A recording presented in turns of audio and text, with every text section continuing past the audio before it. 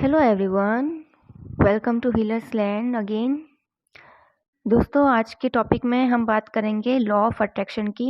हालांकि law of attraction पे मैं पहले भी एक दो वीडियोस पहले बना चुकी हूँ, बट आज के वीडियो में मैं लॉ ऑफ अट्रैक्शन की हार्श रियलिटी के बारे में बताऊँगी। वैसे तो अपने पूरे यूट्यूब पे लॉ ऑफ अट्रैक्शन के वीडियोस देखे होंगे। लॉ ऑफ अट्रैक्शन को लेके बस विजुअलाइजेशन टेक्निक्स बताई जाती है, मैनिफेस्टेशंस कैसे होते हैं, पूरे डिज़ायर्स पूरी कैसे होती है, यही गाइडेंस आपको मिलती होगी। यही वीडियोस आपने सुने होंगे कि अपनी इच्छाओं को किस तरीके से पूरा कर सकें। पर मैं मैनिफेस्टेशन और टेक्निक्स नहीं बताऊंगी। मैं चाहूँगी कि मेरे व्यूअर्स को पहले लॉ ऑफ अट्रैक्शन, जो आकर्षण का सिद्धांत है, उसके बारे में पूरी सही जानकारी मिल सके, क्योंकि इस सिद्धांत की, इस लॉ की भी अपनी ही सीमाएं होती है। कभी भी हर वक्त हम इसका इस्तेमाल नहीं कर सकते। पर आज का मुद्दा ये है कि क्या लॉ ऑफ अट्रैक्शन से मोक्ष मिल सकता है, मोक्ष की संभावना है। क्या आपने कभी किसी को वीडियो में ये गाइडेंस देते हुए सुना है कि लॉ ऑफ अट्रैक्शन से मोक्ष भी पा सकते हैं? और क्या लॉ ऑफ अट्रैक्शन से दोनों डिजायर्स और मोक्ष पाना संभव है?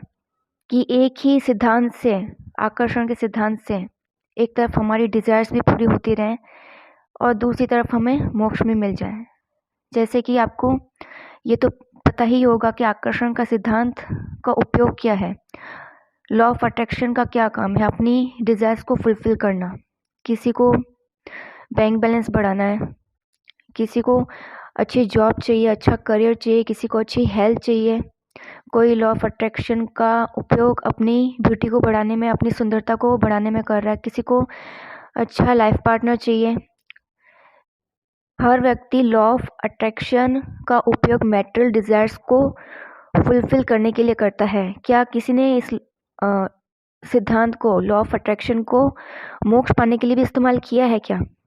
जब लॉ ऑफ अट्रैक्शन वर्क करता है, डिजायर्स जब फुलफिल होती है, हम जो विजुअलाइज करते हैं, जो मैनिफेस्ट करते हैं, उससे हमें हैप्पीनेस मिलती है। पर क्या वो हैप्पीनेस इटर्नल होती है? क्योंकि इच्छाएं और मोक्ष, ये दोनों ही आपको अलग अलग आयामों में रखते हैं। डिज़ायर्स आपको इस मटेरियल वर्ल्ड में रखता है, और जो मोक्ष की अवस्था होती है, मोक्ष की अवस्था में व्यक्ति इटर्नल हैप्पीनेस को अचीव करता है। उसके भीतर की जो खुशी होती है वो टेम्परेरी नहीं होती है, वो परमानेंट रहती है। मोक्ष में ज़रूरी होता है कि व्यक्ति अपने जो भी सेंसेस है उसको वो कंट्रोल करे और सेक्रीफाइस करे। मोक्ष में व्यक्ति को संयम रखने की ज़रूरत होती है। क्या लॉ ऑफ अट्रैक्शन से डिज़ायर्स, जब तक हमारी डिज़ायर्स पूरी होती रहे, क्या इस लॉ ऑफ अट्रैक्शन से हमें इटर्नल हैप्पीनेस मिल सकती है? क्योंकि लॉ ऑफ अट्रैक्शन से तो हर व्यक्ति अपनी डिज़ायर्स को ही मैनिफेस्ट कर रहा है, और जब तक व्यक्ति के भीतर डिज़ायर्स होती है तो डिज़ायर्स कभी भी उसको अनंतः खुशी में नहीं रखती है। तो लॉ ऑफ अट्रैक्शन भी कभी भी व्यक्ति को इटर्नल हैप्पीनेस नहीं देता है। बिकॉज जब हम अफर्मेशंस बोलते हैं, जो मंत्रास की एनर्जी होती है, वो एनर्जी माया के सिद्धांत के अनुसार काम करती है। लॉ ऑफ माया, प्रकृति के अनुसार ये जितनी भी मटेरियल डिजायर्स है वो क्या है? माया है, जो कि किसी भी व्यक्ति को कह सकते हैं एवरलास्टिंग पीस या हैप्पीनेस होता है, वो कभी नहीं दे सकती। जब तक व्यक्ति अपनी डिजायर्स को फुलफिल करने में लगा रहता है, यूनिवर्स से मेटल चीज़ें ही मांगता रहता है, तो वो कभी भी, यूनिवर्स कभी भी उसको अनंत जो पीस होता है, शांति होती है, वो उसे नहीं दे सकता। जब तक व्यक्ति लॉ ऑफ अट्रैक्शन के ज़रिए अपने डिज़ायर्स को पूरा करता है, तो उसके मैनिफेस्टेशन सच तो होते हैं, पर वो उसके मन को कैसा बनाते हैं? और भी ज़्यादा ग्रीडी बनाते हैं, लालची बनाते हैं। पर्सन्स की डिज़ायर एक पूरी होती है तो और ज़्यादा बढ़ जाती है उसकी डिज़ायर। व्यक्ति का मन करता है कि वो और ज़्यादा यूनिवर्स से डिमांड करे। ऐसे करके वो मेटेरियल वर्ल्ड में वो और भी ज़्यादा इन्वॉल्व होता जाता है। जैसे जैसे उसकी मैनिफेस्टेशंस पूरी होती है, डिज़ायर्स पूरी होती है, और जब हम बात करते हैं परम शांति की, इटर्नल हैप्पीनेस, इटर्नल पीस की, तो उस अवस्था में होता ही ये है कि डिज़ायर्स उत्पन्न ही ना हो, डिज़ायर्स मन में आ ही ना। वही अवस्था होती है जिसमें डिज़ायर्स उत्पन्न नहीं होती है, उसी अवस्था को कहते हैं कि वो मोक्ष में है, उस व्यक्ति को मोक्ष मिला है, वो मोक्ष की अवस्था में है। तो कोई व्यक्ति ये ना समझे कि उसकी डिज़ायर्स पूरी होती जा रही है तो उसको यूनिवर्स की यानी संसार की सारी खुशियाँ मिल रही है, उसकी लाइफ में बहुत पीस है। वो पीस वो नहीं होता है जिसकी बातें भगवद गीता में कही गई है या ऋषि मुनियों ने की है। वहीं लॉ ऑफ अट्रैक्शन जब तक व्यक्ति की डिज़ायर्स को पूरा करता है तो लॉ ऑफ अट्रैक्शन हमेशा उससे लैक की ही एनर्जी में रखता है व्यक्ति की एक डिज़ायर पूरी होगी फिर भी उसका जो मन होगा वो लैक की एनर्जी में रहेगा। उसको लगेगा अभी भी मेरे जीवन में कुछ ना कुछ कमी है, फिर वो और 2-4 डिज़ायर्स रखेगा, फिर उसे भी फुलफिल मैनिफेस्ट करेगा, विजुअलाइज करेगा।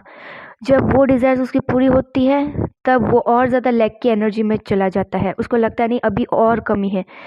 तो ऐसे करके उसकी डिमांड्स जो होती है यूनिवर्स से बढ़ती जाती है और वो ज़्यादा से ज़्यादा लॉ ऑफ अट्रैक्शन का इस्तेमाल करता है।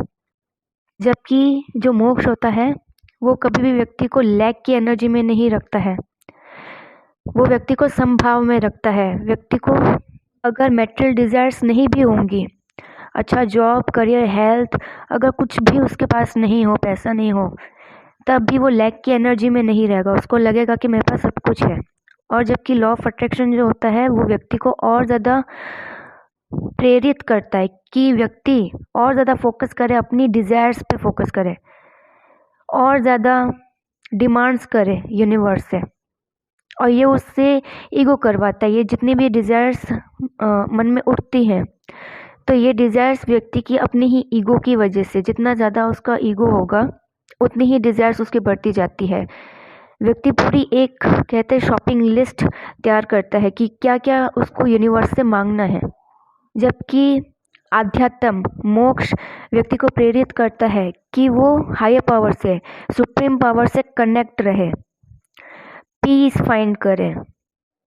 भले ही उसके पास मटेरियल थिंग्स ना हो तब भी उस अवस्था में भी वो शांति महसूस करे, जो इनर स्टिलनेस होती है वो महसूस करे। और आध्यात्म का मकसद ये होता है कि व्यक्ति सजग हो पाए अपने इमोशनल या मेंटल स्टेट को लेके, अपने विचारों और भावनाओं के प्रति व्यक्ति सजग हो सके कि ये जो जिस अवस्था में यानी जो विचार और भावनाएं उसके अंदर आ रही है तो वो उसको कौन से आयाम में लेके जा रही है। कि जब तक मन में डिज़ायर्स है तो वो व्यक्ति भौतिक आयाम में ही फंसा है, और जितनी जितनी डिज़ायर्स ख़त्म हो जाती है एक ऐसी अवस्था आती है जहाँ पे वो शून्य हो जाता है, कोई चाह नहीं होती है, सिर्फ एक स्टिलनेस रहती है, पीस रहती है। वो एक अवस्था होती है जहाँ वो आध्यात्मिक आयाम में होता है। तो प्रश्न ये था कि क्या लॉ ऑफ अट्रैक्शन से डिज़ायर्स और मोक्ष दोनों को पाया जा सकता है? तो नहीं पाया जा सकता, कि मोक्ष पाने के लिए आपको अपनी सारी डिज़ायर्स को सेक्रीफाइस करना होता है। दोनों आपको अलग अलग आयाम में लेके जाता है। डिज़ायर्स आपको मटेरियल वर्ल्ड में लेके जाएगा और जो मोक्ष है आपको स्पिरिचुअल वर्ल्ड से कनेक्ट करता है, आपको सुप्रीम पावर से, आपको अपनी हायर सेल्फ से कनेक्ट करता है। तो ये है harsh reality law of attraction की। ताकि अगली बार मैनिफेस्टेशंस करते वक्त कोई भी मेथड या टेक्निक का उपयोग करने से पहले आपको इस सिद्धांत के बारे में अच्छे से जानकारी हो। जब भी मैनिफेस्टेशन करने से पहले इस सिद्धांत को समझने की कोशिश करें कि आखिर में जाके लॉ ऑफ अट्रैक्शन आपकी इमोशनल और मेंटल स्टेट कैसे करेगा, आपकी इमोशनल और मेंटल स्टेबिलिटी कैसी रहेगी, आप स्टेबल रह भी पाएंगे या नहीं, आप कौन सी एनर्जी से ऑपरेट करेंगे अगर आपकी डिज़ायर्स फुलफिल होती रहेंगी। क्योंकि अगर आपकी डिज़ायर्स पूरी होती रहेंगी तो उल्टा आप लोअर एनर्जीज में ही आएंगे, आप लैक की एनर्जी की तरफ बढ़ते जाएंगे, आप पीस की तरफ कभी नहीं बढ़ पाएंगे, इटर्नल पीस की तरफ। तो ये था मेरा आज का वीडियो। आई होप आपको अच्छा लगा हो तो लाइक कीजिए, शेयर कीजिए और कमेंट करके बताइए। So goodbye, take care and have a nice day.